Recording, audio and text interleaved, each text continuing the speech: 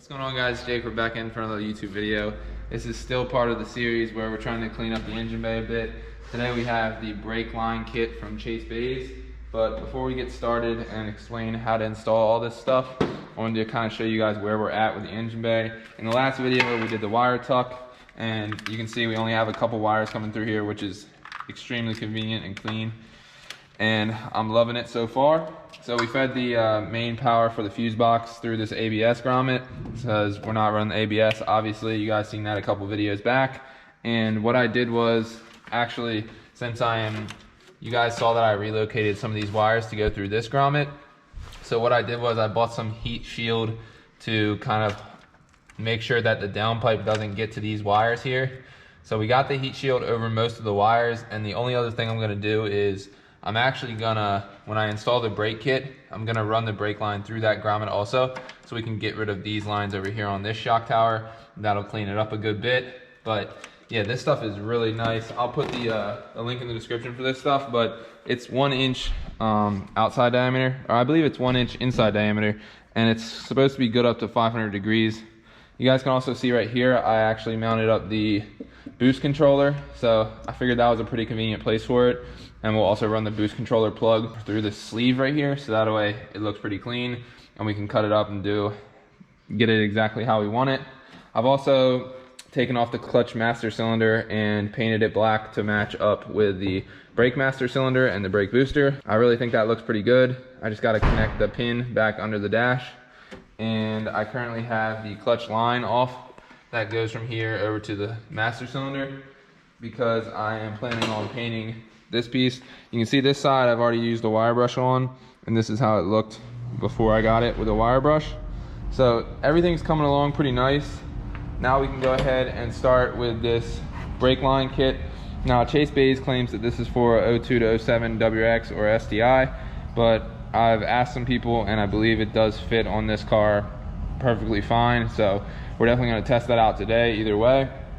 But this is just really convenient because I was thinking about sourcing the lines myself, but Chase Bays really supplies everything you need, and it's just a no-brainer rather than going through all that headache to try to find the right stuff and making hard lines and all that stuff. It is possible, it's doable. I've seen some people do it on forums.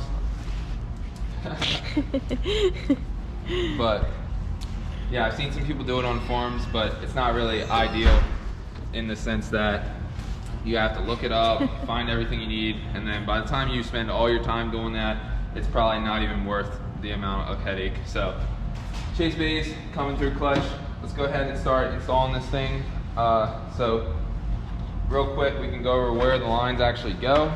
So we have this master cylinder right here for the brake, and obviously this is going to be a little more challenging if your engine is in your car, but luckily we don't have really anything to work around. We're kind of building from the bottom up. So this front one right here is for your front brakes. Now this line is going to go to your driver's side, and then this line right here is going to run across to your passenger side, and this banjo bolt is going to go right down in here on the master cylinder. So that's how that's going to route right there. That's pretty much half the kit. And then we'll set this back down and I'll show you this stuff. So what's going to happen here, this is going to be the rear brake stuff. So right here we have a proportioning valve and we have a little T. So up on this shock tower you can see we have 2 lines, and these actually do screw into there. The only thing is I don't really want them in the engine bay. I'd rather have them in the cab because there's no real sense in having them in the engine bay. So how this is going to hook up is this banjo bolt right here is going to connect to this fitting on the side closest to the strut tower, because the rear brakes want the pressure first. So the one that's all the way out is the fronts, and it doesn't have a biasing valve or anything, and the one in the back is for the back brakes. So we're gonna hook that banjo bolt up there, and then we're gonna run that, since see how it's pretty short. So the point behind that is because we're gonna mount our biasing valve right here on this bolt. So for example, let's just hold it up there for a second. We're gonna mount it right there, and then we're gonna hook this line right up to the inlet, and then we're gonna hook our outgoing line right there and feed it over into that rubber tube and through the firewall, so then we don't have any of the rear lines really in the engine bay. So I'll go ahead and put you guys up on a little time lapse and we'll get started here. If you guys like this type of content, be sure to like and subscribe. And yeah, we'll be back for more videos soon. This is just one piece of the puzzle, and we're getting it done, so stay tuned.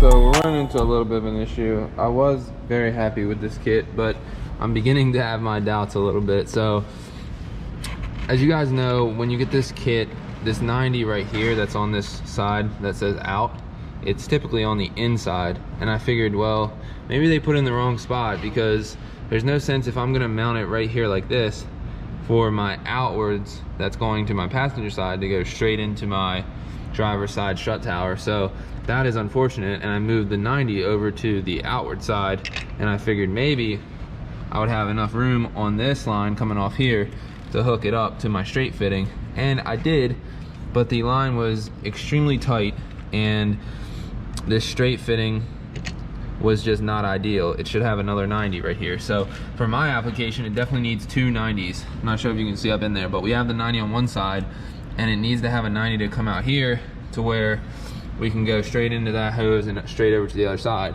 Now, I'm not quite sure why they would do that, because obviously the outward side always has to go towards the passenger side for the rears. So I'm not really sure. Maybe they want you to mount it like upside down, but like that obviously doesn't look good either, because we want to see the Chase Bays logo. So I really can't wrap my head around what they were getting at when they put only 190 on here, because obviously the outwards is going towards the driver's side strut tower. It's just kind of unfortunate, because you buy a kit like this and you figure everything should be there and ready, but sometimes you run into stuff like this that you don't really expect. So that's gonna hold us back a little bit, but at least we can still get some of the lines routed. So I'm gonna do a little more research on this, and then we'll go ahead and keep rolling here, so stay tuned. So I did figure out that this thread right here that threads into the little bias valve is actually 1/4 inch MPT. So what I need is a 1/4 inch MPT to 3AN 90-degree fitting, just like this one over here in black. So unfortunately we don't have one of those here right now, so I'm gonna either order one or go grab one in the next couple days. But for now, we can go ahead and get the passenger side, or we can go ahead and get the outlet one ran through this pipe here and into the cab, and then we can cut these and double flare them inside the cab. Haven't actually done any double flaring or flaring at all for brake lines or fuel lines, whatever, but I have a lot of good teachers here that are gonna help me, and we're gonna get it done. So let's go ahead and rig these lines up, and I'll put you guys on a little time lapse. I might get started on the front line as well, that goes to the front two brakes. But yeah, let's go ahead and get started.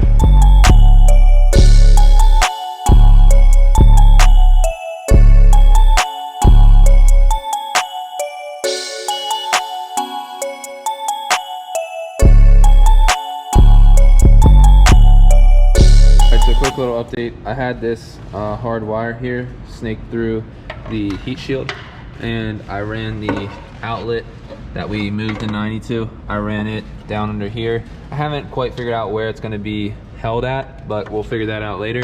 Went straight through here into the cab. I'm going to catch these two brake lines right inside the cab there, and I'll show you guys that real quick. A whole bunch of wires that I've pulled back.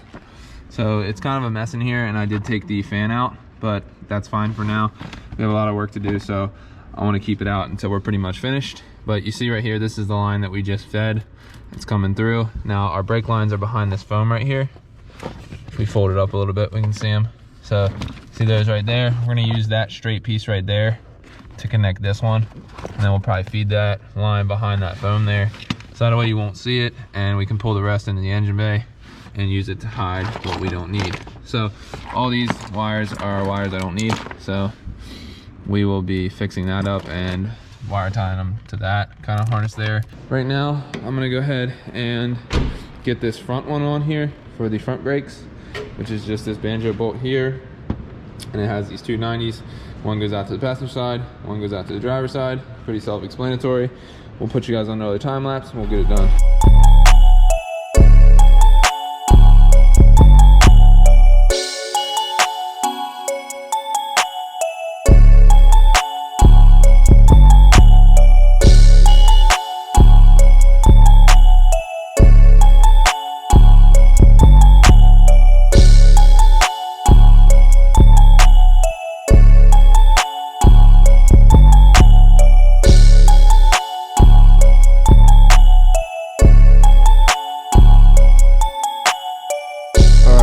after second thought, I decided to move the proportioning valve to the strut tower here because there's not going to be anything else here, and I feel like it's a pretty good spot for it since everything can be kind of in the same area here and it won't really block anything else. So I have it kind of bolted there to the strut tower. There was a thread cert there where something originally bolted there, but we just put a new metric bolt in there. We're gonna run the inlet hose in there now, right there, and we're gonna probably run it across the top here, but I'll show you guys as we get it done.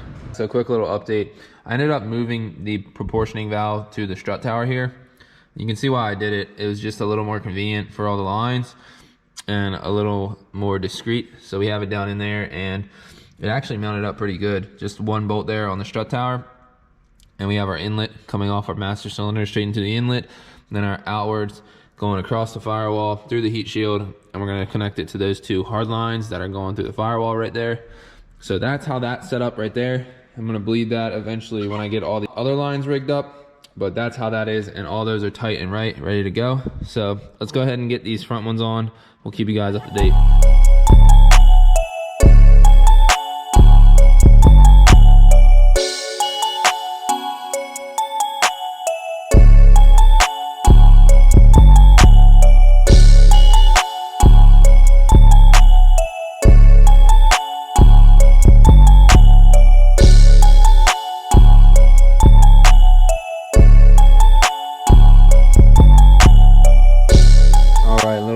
With these front lines, you can see the banjo bolt off the top here that goes out.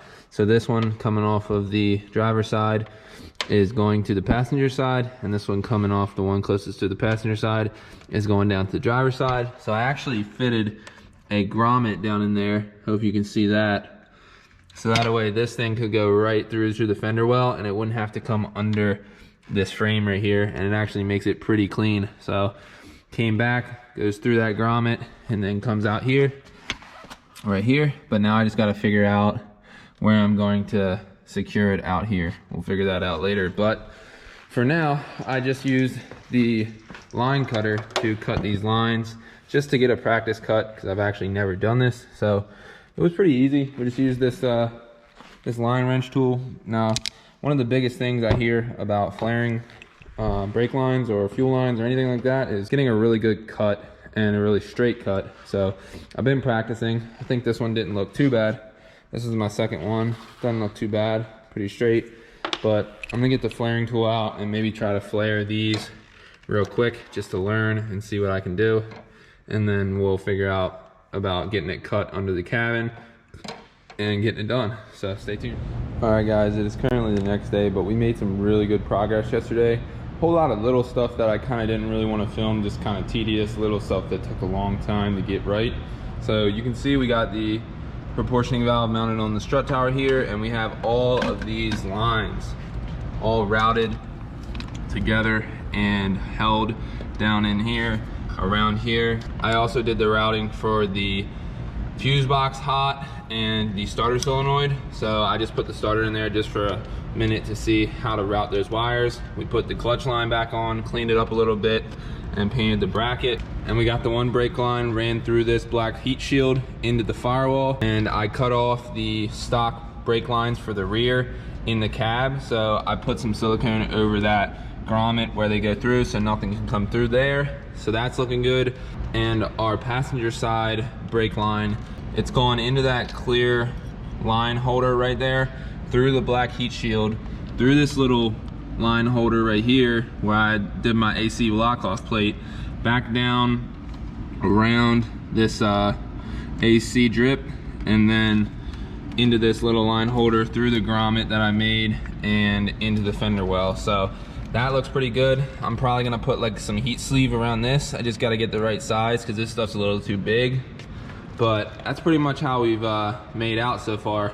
So the only thing left to do is to connect the brake line for the rear inside the firewall there. We'll show you what's going on in there. First, let's take a good look at all this stuff. You can see we got all the lines routed. And you see that's a little trick that we have there. We put a piece of hose in between the wire ties. That way the two lines can't touch each other. We did that in a couple places right there, right there, right there, right there. And let me just feel this stuff, show you guys how this stuff feels. Like, it really can't move at all. It's all very secure, exactly how it needs to be, very clean and secure. So we also mounted the fuel pressure regulator here on the strut tower. There was a thread cert in the fender well that I used and put a stud through. It's also holding the main hot for the fuse box. But yeah, it looks pretty good sitting there because I feel like it's kind of out of the way, but you can still see it a little bit. So I really like where that ended up. We're gonna do some of the boost lines soon whenever we get everything else together. But let's take a look inside the cabin here. So it's a little bit of a mess in here, but I'm gonna clean it up for sure. So you can see behind here, we have our one brake line here that Chase Bays supplied. And we have the two brake lines here. Now I am gonna flare those and put a connector in there, but for now, we pretty much made it as far as I wanted to with this video. So we're gonna conclude here. If you guys like the video, be sure to drop a like, hit that subscribe button. We're gonna be back bleeding the brakes soon, and we'll go over what else it took to make the STI steering rack work. And yeah, we just have a lot of big things coming, so make sure you stay tuned, drop a like, hit that subscribe button. We'll see you guys in the next video.